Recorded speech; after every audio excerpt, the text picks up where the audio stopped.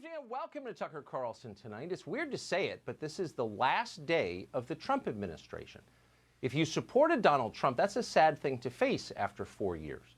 On the other hand, if you didn't support Donald Trump, if you're one of the many in our professional class who have made hating Donald Trump the very center of your life, this has got to be a pretty good day for you. You won. Your party now has control of everything. By tomorrow afternoon, Donald Trump will be gone for good. You got exactly what you wanted. You should be thrilled about that. You ought to be celebrating. But they're not celebrating. That's the remarkable thing. No one in the Democratic Party seems happy tonight.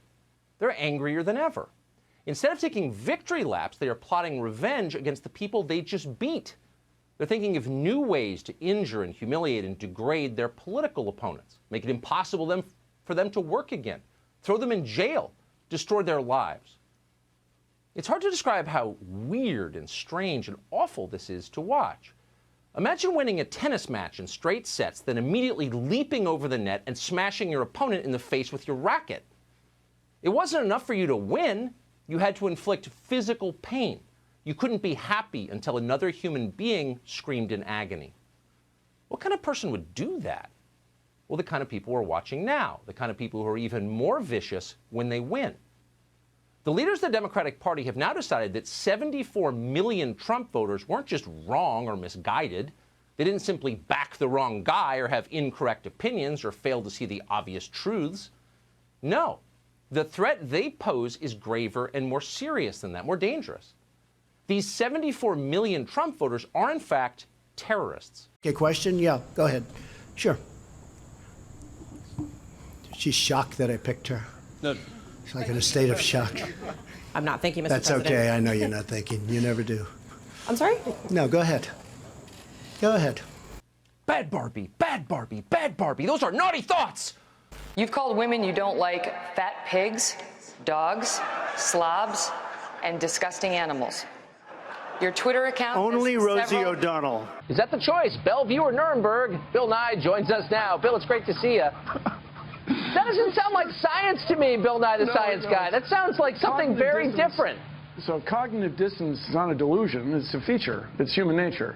So we in the science community are looking for an explanation why climate change deniers, or extreme skeptics, do not accept the overwhelming scientific evidence for climate change. And the most reasonable explanation is you have a worldview, and then you have evidence, and the evidence disagrees with your worldview, so you deny the evidence. And then along with that, you deny the authorities that are providing the evidence. It's just awfully good that someone with the temperament of Donald Trump is not in charge of the law in our country. Because you'd be in jail. So Dan, before the name-calling begins, and before you try to end the conversation, let's start it by asking what exactly you mean. Now, I think most people are open to the idea that the climate is changing. It has always changed, by the way, as you know. It's the rate, Mr. Carlson. It's the rate that's such a concern. The core question, from what I can tell, is why the change?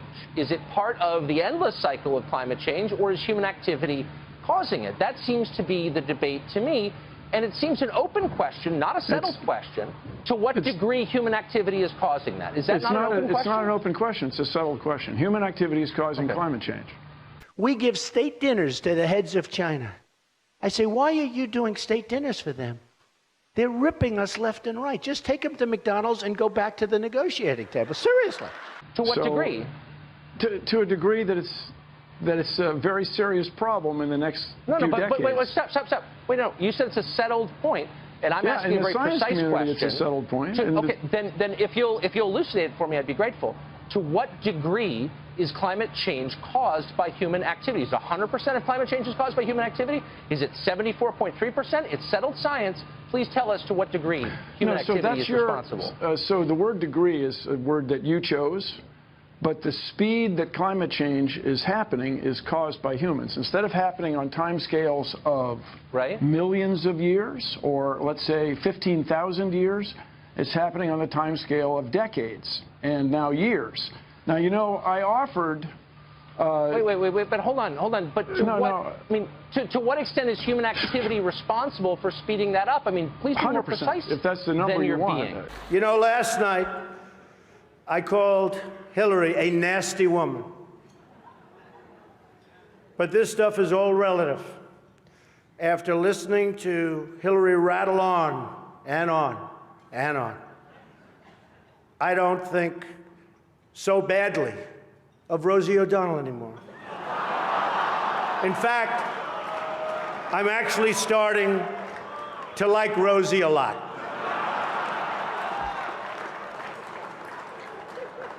Here's the point that I hope our viewers can understand. I'm not in any way denying that the climate is changing. I'm utterly open to the possibility that the change is caused by man's activity. I'm merely calling into question your claim that all of this is settled, that, that we know precisely what is happening and why, and that anyone who asks pointed questions about it is a denier and ought to be imprisoned or shouted off the stage. No, that was your word. That's you guys. That's not my claim, and I really. Would you like me to read your quote that people who disagree with you ought to potentially go to jail? You said that. Okay. And I'm just saying, I'm not sure that's exactly what I baked said, into Mr. Carlson. science? We can talk about that. Carry on, Mr. Carlson. I'm sure we will cross paths again. That's a very ominous thing to say. I don't know what it means, but come back anytime. Do you want us to rein in Robert Mueller? What a stupid question that is. What a stupid question. But I watch you a lot. You ask a lot of stupid questions. The Green New Deal has come, believe it or not, to the state of Texas. And we're here with the report. How's it working out so far? Well, the good news is all that alternative energy seems to have had a remarkable effect on the climate, as intended. Last night, parts of Texas got to temperatures that we see in Alaska. In fact, they were the same as they were in Alaska. So global warming is no longer a pressing concern in Houston. We've solved that problem. The bad news is they don't have electricity. The windmills froze, so the power grid failed. Millions of Texans woke up to boil their water because with no electricity, it couldn't be purified. The ironically named Electric Reliability Council of Texas, which oversees the grid, had no solution to any of this. They simply told people to stop using so much power to keep warm. Mr. President, since you attacked CNN, can I ask you a question? John Roberts, go ahead, John. No. John Roberts, go ahead. CNN's fake news. I don't take questions. In my view, we've already waited too long to deal with this climate crisis. We can't wait any longer. That's why I'm signing today an executive order to supercharge our administration's ambitious plan to confront the existential threat of climate change. It is an existential threat. Just reading the script. Climate crisis, existential threat, ambitious plan. You hear those phrases a lot, and you'll notice that they are all suspiciously non-precise. Your campaign had an ad showing migrants climbing over walls and so on. Well, that's true. But they weren't actors. They're not going to be doing that. They weren't actors. They're hundreds of miles away, though. They're hundreds and hundreds of miles away. That's not an invasion. Honestly, I think you should let me run the country. You run CNN. All right. And if you did it well, your ratings would be much better. If I may ask one other question, Mr. President, if I may ask one other question, are you worried? That's enough. That's enough. Mr. President, I was going to ask one other. People who support wind farms, as a rule, live very far from wind farms. People who live near wind farms have a totally different view. And why wouldn't they? How'd you like a massive power plant in your backyard, humming and buzzing and chopping up birds? That's what a wind turbine is. If you're ever in rural America, go see one for yourself. You'll be shocked by how awful it is once you get up close. Your first thought may be, this is supposed to be good for the environment? Wind farms are one of those ideas you can only support if you don't know too much about them. And maybe that's why there's never been mass popular support for them. No large group of citizens has ever demanded that some Goldman Sachs-backed company destroy the natural environment with Chinese-made windmills that don't work when it's cold out. Wait, more expensive and much less reliable? Ugly, inefficient, and made by people who hate us, and we can kill endangered species? I'd like some of that. In fact, make it a double. Mr. President, you repeatedly, over the course of the... Okay, just sit down, please. Well, when you report fake news, when you report fake news, which CNN does a lot, you are the enemy of the people. Go ahead.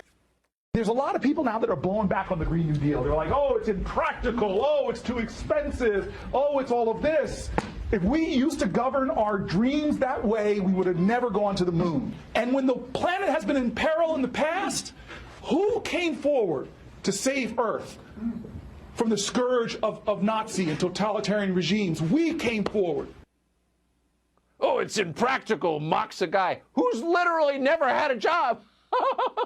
Except your windmills, bigots.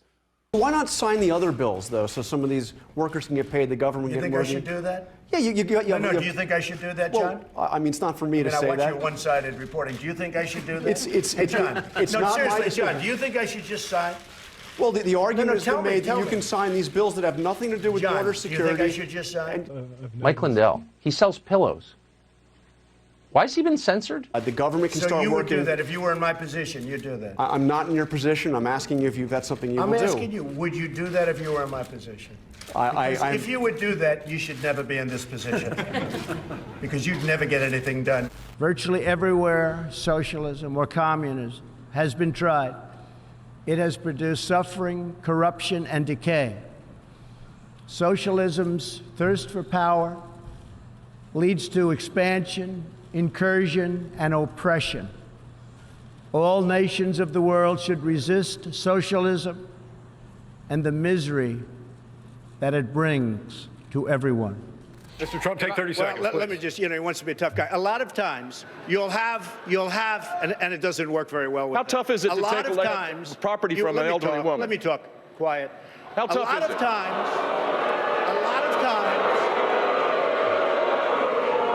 that's all of his donors and special interests out there. So, it's what it is. Let's follow up with a point that you're making right now about the House managers, as you say, doctoring evidence, and the argument. They didn't to be deny clear for our it. viewers. They didn't deny it. I put it in front of them 3 times. To be clear for our viewers, what you're talking about now is a check mark. That's a verification on Twitter that did not exist on that particular tweet. A 2020 that should have actually read 2021, and the selective editing, you say, of the tapes. Is that the doctored evidence of what you're speaking? Wait, that's not enough for you? That's not enough for you? Wait. No, Sir, no.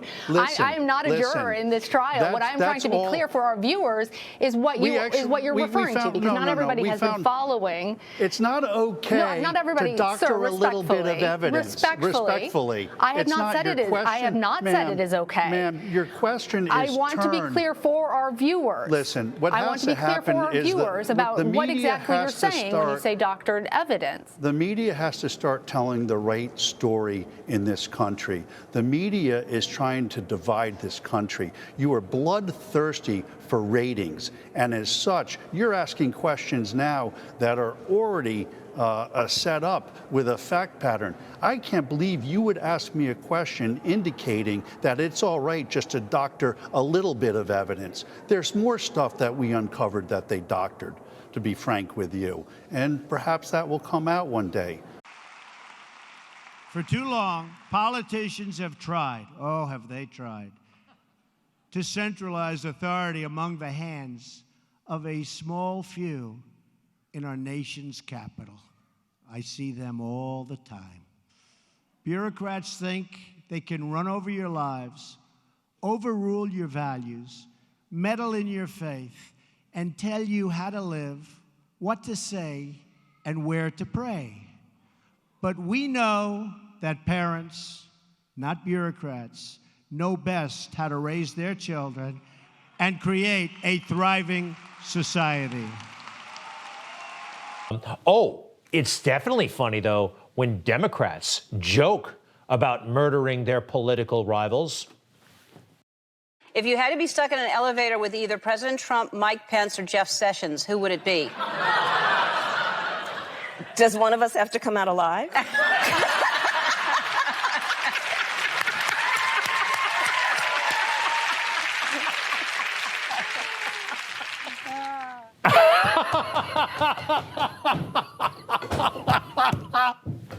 Not funny. We want all children to have the opportunity to know the blessings of God. We will not allow the government to censor sermons, to restrict the free speech of our pastors and our preachers and the people that we most respect. And above all else, we know this. In America, we don't worship government, we worship God.